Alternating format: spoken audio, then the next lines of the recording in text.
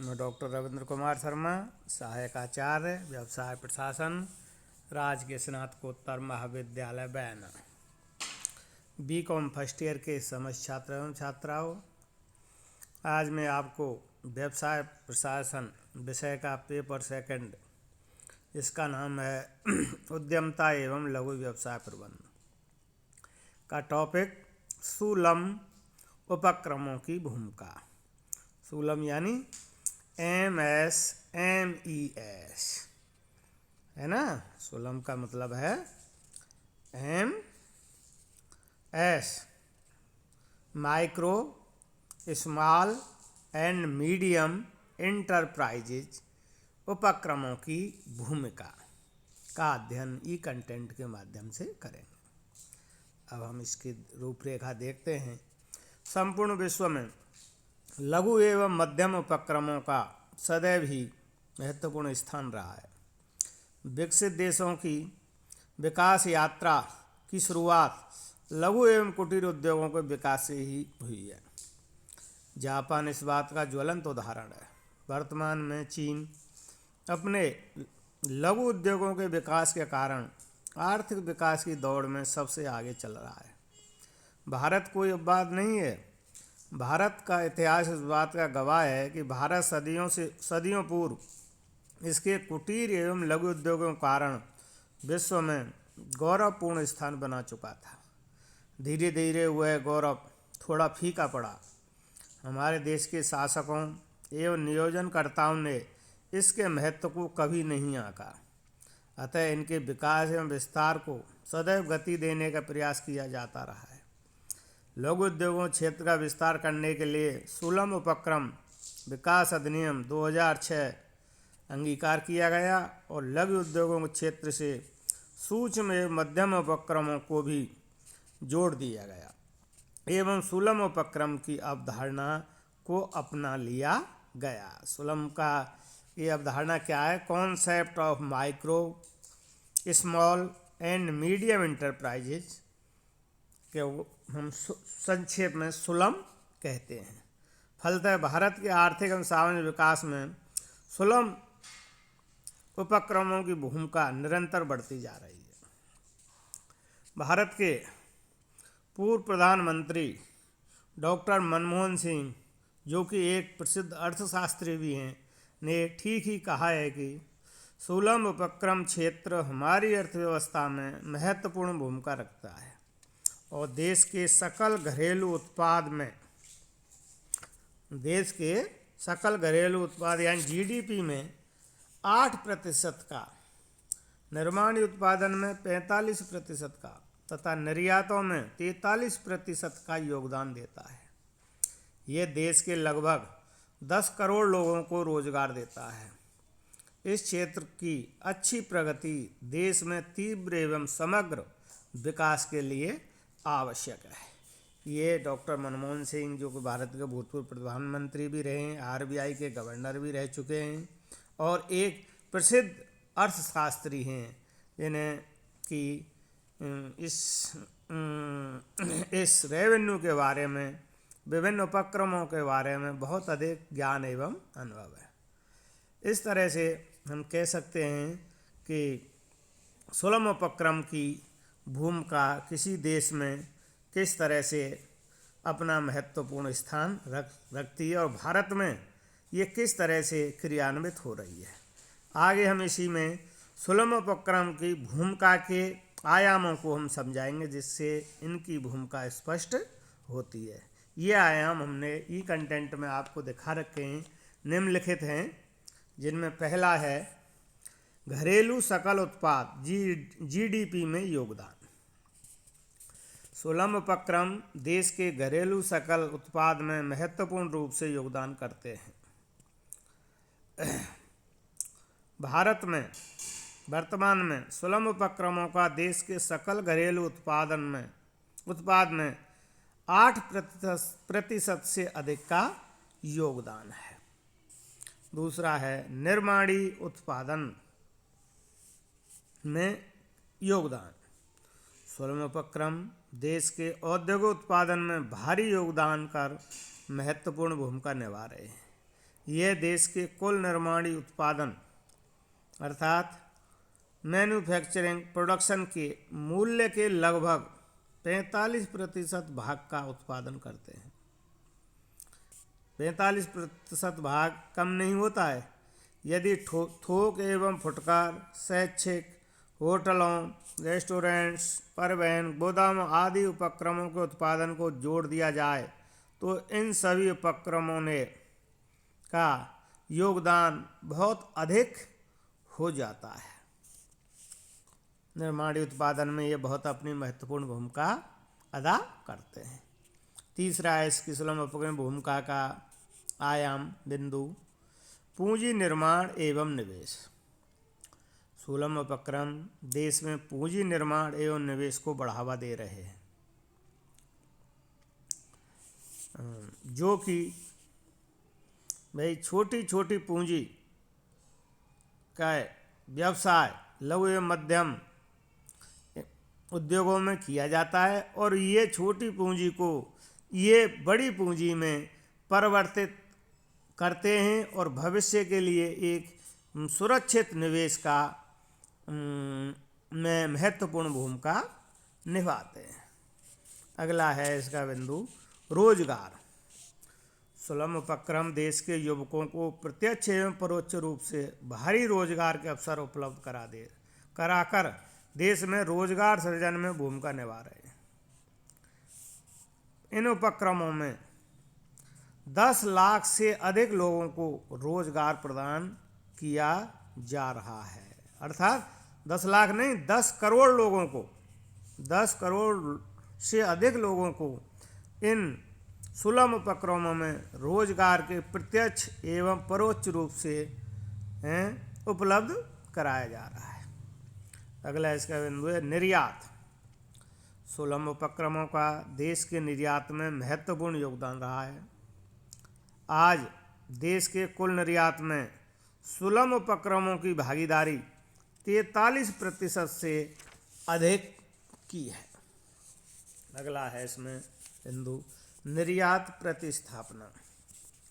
कई वर्षों तक हमारे देश में कई आवश्यक एवं विलासिता के उत्पादों का आयात होता रहा है। यहाँ तक कि कपड़ों, घड़ियों, रेडियो, ट्रांजिस्टर, टेप रिकॉर्डर आदि का आयात होता रहा है। हाल ही के वर्षों में चीन से घरेलू उपयोग के कई उत्पादों तथा खिलौनों आदि का आयात हुआ है। सुलभ उपक्रम ऐसे सभी उत्पादों के निर्माण में सक्षम है तथा उनके आयात हेतु प्रतिस्थापन उत्पादों के निर्माण में महत्वपूर्ण भूमिका निभाते हैं। लेकिन आज आपको बता दें कि चीन से आने वाले समस्त घरेलू एवं औद्योगिक सामानों को भारत में बहुत अधिक सीमा तक प्रतिबंधित कर दिया गया है। अतः ये सुलभ उपक्रम ही अब उन भारत में जो पहले चीन से या अन्य देशों से जो सामान आयात होता था उनकी जगह उनके प्रतिस्थापना के रूप में उन उत्पादों को भारत में निर्माण कर रहे हैं। अगला बिंदु है इसका भूमिका का विभिन्न उत्पाद एवं सेवाएं। सुलभ उपक्रम देश के औद्योगिक उत्पादन एवं सकल घरेलू उत्पाद में ही योगदान नहीं देते बल्कि देश के लिए विभिन्न प्रकार के उत्पादों का भी निर्माण करते हैं।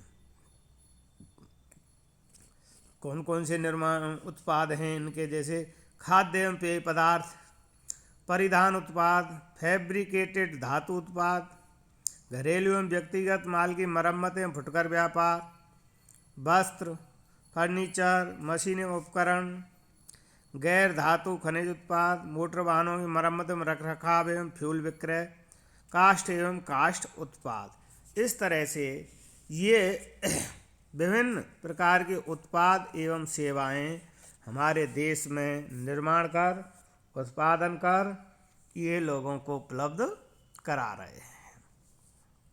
अगला बिंदु है इसका महिला उद्यमियों को प्रोत्साहन। सुलभ उपक्रम देश में महिलाओं को उद्यमता के लिए प्रेरित करने में महत्वपूर्ण भूमिका निभा रहे हैं।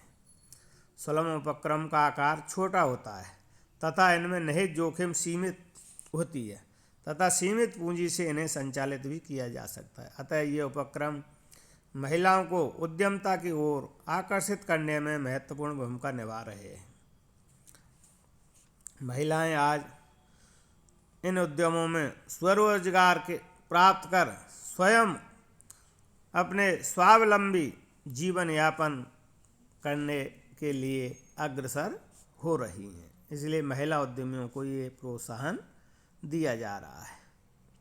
अगला बिंदु है इसका सभी वर्गों में उद्यमता को प्रोत्साहन। भारत सामाजिक वर्ण व्यवस्था वाला देश रहा है, जिसमें वर्ण वर्ग के अनुसार वैश्य वर्ण के लोगों द्वारा ही उद्यमता को अपनाया जाता था, किंतु सुलभ उपक्रमों की अवधारणा एवं सहकारी प्रयासों से उद्यमता सभी वर्गों में लोकप्रिय हो रही है।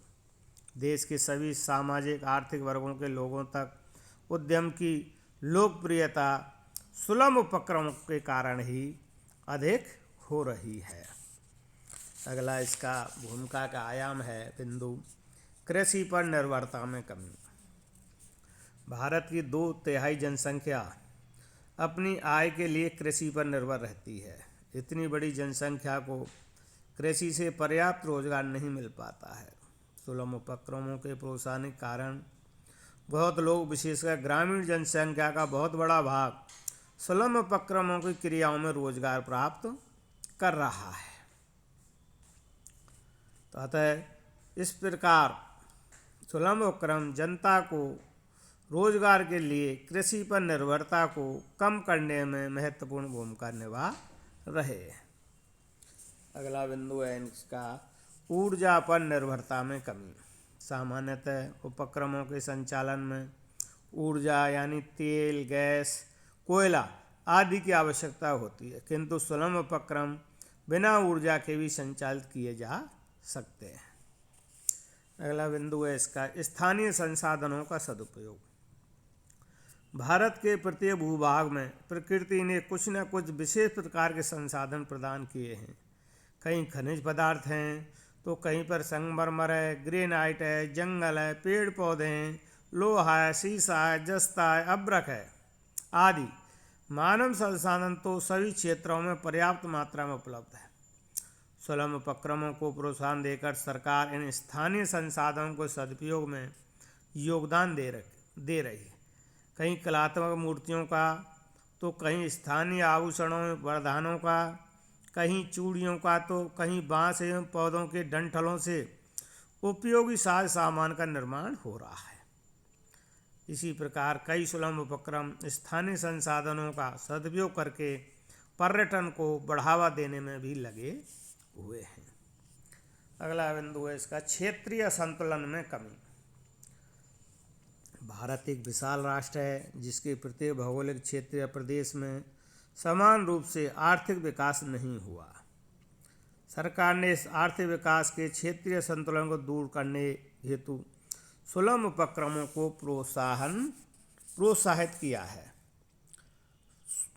अतः सुलभ उपक्रम उत्तर पूर्वी राज्यों मध्य प्रदेश, छत्तीसगढ़, राजस्थान, झारखंड आदि जैसे राज्यों के आर्थिक विकास में संतुलन स्थापित करने में महत्वपूर्ण भूमिका निभा रहे हैं।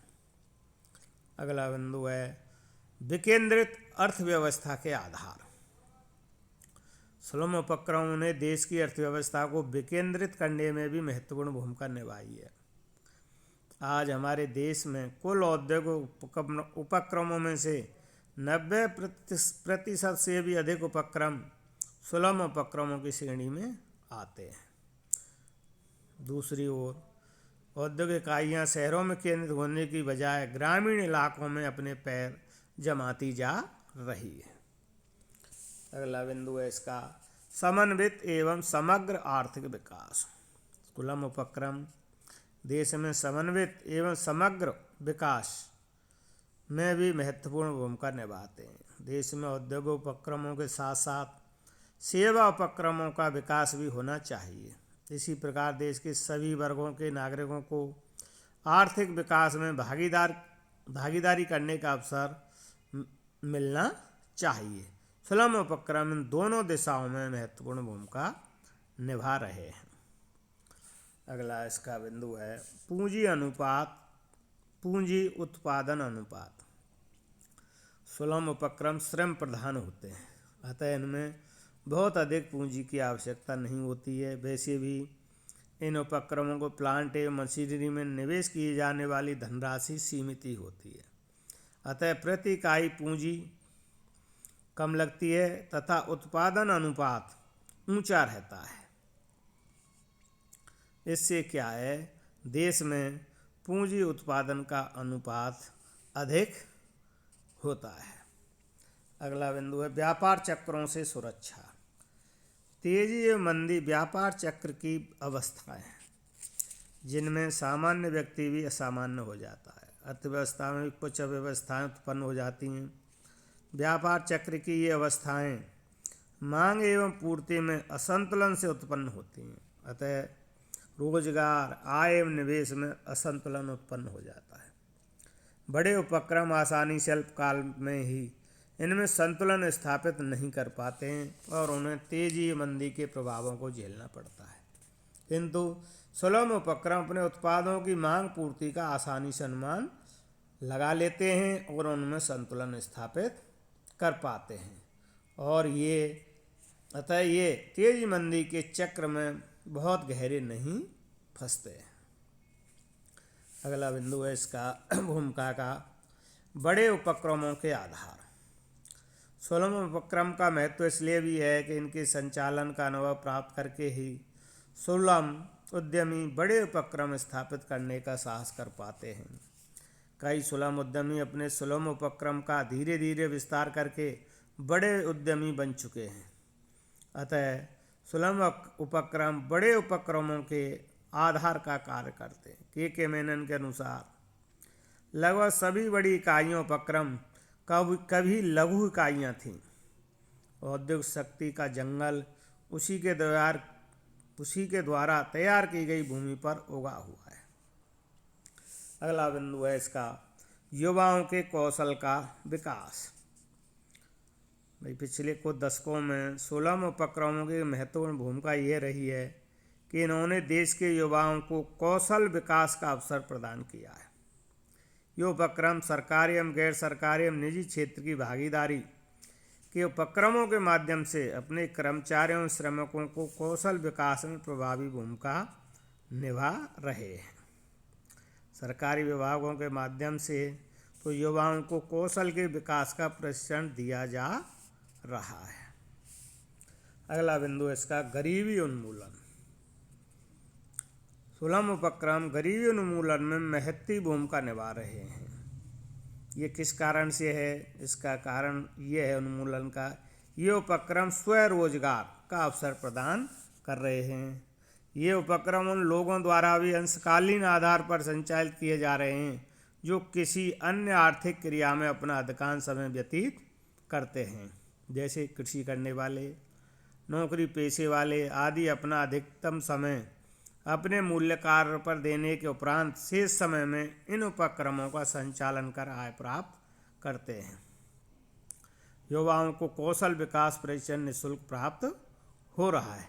इस तरह से इन सभी कारणों से लोगों या परिवारों का आय में वृद्धि हो रही है और देश की गरीबी नाम की बीमारी का धीरे धीरे ही सही समय पर इलाज अवश्य हो रहा है। अतः ये सुलभ उपक्रम अपने भारत के आर्थिक विकास में और अर्थव्यवस्था को सुदृढ़ करने में अब हमने इन विभिन्न जो इसकी भूमिका के आयाम बताए हैं, लगभग 20 भूमिका के आयाम हैं, इन बिंदुओं के माध्यम से हमने इसकी भूमिका को स्पष्ट किया है। आज के लिए इतना ही। धन्यवाद।